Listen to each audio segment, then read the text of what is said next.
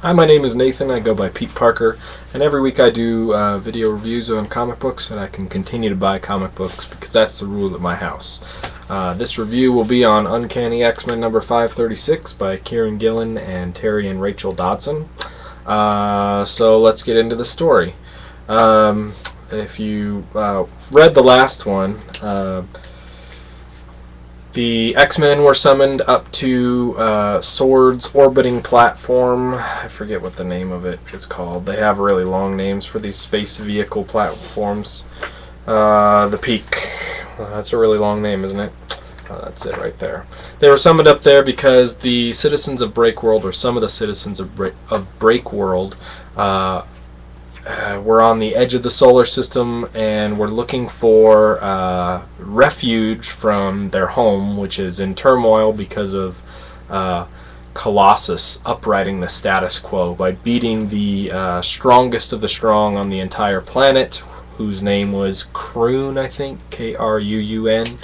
So he beat Kroon and took his arm, and then so the whole world fell apart because the whole world, their break world, revolved on the fact that the strongest survive. They fight for everything, and anything weak is destroyed. So now that their whole planet is in turmoil, they come to Earth seeking refuge from all this craziness going on at home, or so it seems, right? So Kroon, who's the leader of these refugees, convinces Cyclops to let them come down to Earth and basically live on Utopia. So they're all spread out in tents across this entire place. And Colossus feels like he's kind of responsible, and he's walking through there with Kitty Pryde, and they're discussing what they should do. She suggests talking to people to kind of gain some understanding and trust, and as they're doing that, Kroon comes up to them and starts talking to them about why it's so hard for them to transition out of what they were before. So at this point in the story, I want to tell you, well, let's skip it. Let's do the rest of the story first. So they're talking, and then one of the Breakworldians tries to kill Colossus and almost does, but Kroon saves his life. Really ashamed that this guy had tried to kill Colossus by stabbing him in the back without looking at him in the face, because that's really shameful or whatever. And then they finish their conversation about how Kroon was shamed by losing his arm and being beaten, and Colossus was shamed because he's turned his back on the whole planet after becoming their power lord, which is the person who has the most power on the planet and is supposed to lead them around. Was Kroon, no longer Kroon, now Colossus. So right after they're done talking about that, whatever, Magneto comes up and says, "Hey, I have some of this metal from the bullet that you shot at Earth a long time ago. I can't figure out how it works. Can you tell me how it works?" So they go down to Dr. Nemesis's lab, and they're messing with it or whatever, and Kroon shows them some properties of the metal that are all weird, and I guess it defies gravity when you charge it up with kinetic energy. And he says he can't do very much more than that with just a small hunk, that he needs more metal to show Magneto more about this metal, because Magneto's all like crazy about this metal.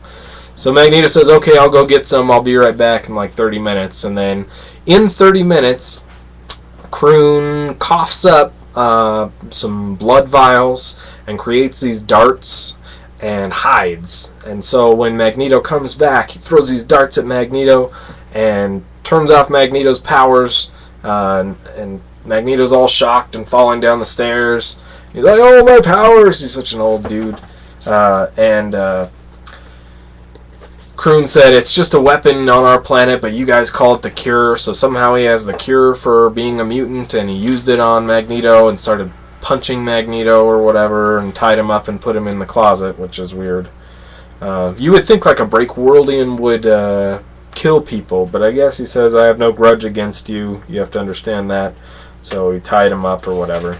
And then he runs off to start killing people with their magic Breakworld metal in his one arm. So I didn't love this first issue of Kieran Gillen's run on Uncanny X-Men, but I'm starting to see the direction that they're going, and I'm really interested in who Kroon is and what he's able to do, since he seems to be so powerful. Like, his one left-handed punch to people in the face knocks him out for a long time, and he can stop like really fast assassins from stabbing somebody, like grabbing them right as the knife goes in. Whatever, right? So it seemed, I guess they made him into a badass. So I'm interested to see what happens from this now, and maybe it's just because I've read 2 issues. I do like Rachel and Terry Dodson's art. I've always liked their art, really. A lot of people call it a little bit too photograph-y, photorealistic. I don't know. A lot of people don't like it. I did have one major problem with the art in general, and you can see it right there. Take a look at Kitty Pryde's, the size of her head in her helmet, and that's not where I first noticed it. That's just the best picture of it. Her hair is like puffy a little bit, but it's like pressed against the glass in this thing, right on her head. And she was wearing this like in the last issue, and it didn't look like that. So this issue, it looks like they almost drew her face and head and everything, and then put the glass like as close as possible right around the outside. Now, I don't know if anybody's worn like kind of a full head mask thing, fishbowl head or whatever, but it would drive you freaking crazy to have like the, glass or whatever this close to your nose and like, pressing against your hair. You'd feel so freaking claustrophobic. I'll show you the picture where I really saw it. I noticed it right there. Her face is like right in the glass, and her hair is like all kind of pressed down because she's got this giant glass thing on her head, right? Well, why couldn't they make it just a little bit bigger, like maybe to the mid-shoulders or something? Give her a chance to like turn around in here. As it is right here, you'd be like all freaked out all the time with the glass being that close. Of course, now that I think about it, this is the second suit, maybe even the third, that she's been wearing that keeps her tangible or whatever. Since, if you remember in the last issue, Colossus threw her through a robot, and the suit was shattered, and she blew up the robot because that's what her powers do, kind of, to robots. So maybe they just made this one really quick because they didn't have anything else, and they made it too small. But that was one of the major artwork things that I had wrong with this.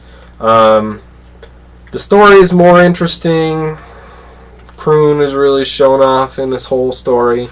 It's kind of wordy. There's a lot of talking going on, but the dialogue's really good. So, it's kind of a toss-up for that. You can't have all action, you can't have all dialogue, but I thought it was pretty good. There were X-Men that I didn't recognize, and I know a lot of X-Men. Maybe I don't know all the little detail guys, but like the guy that was working in Dr. Nemesis's lab, sometimes it looks like Forge, and sometimes it looks like somebody completely different, so I had no idea who that was.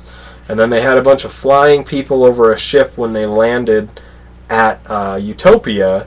I recognized Pixie, of course, with her giant pink pixie wings, but everybody else is like, I don't know who those people are. Isn't that weird?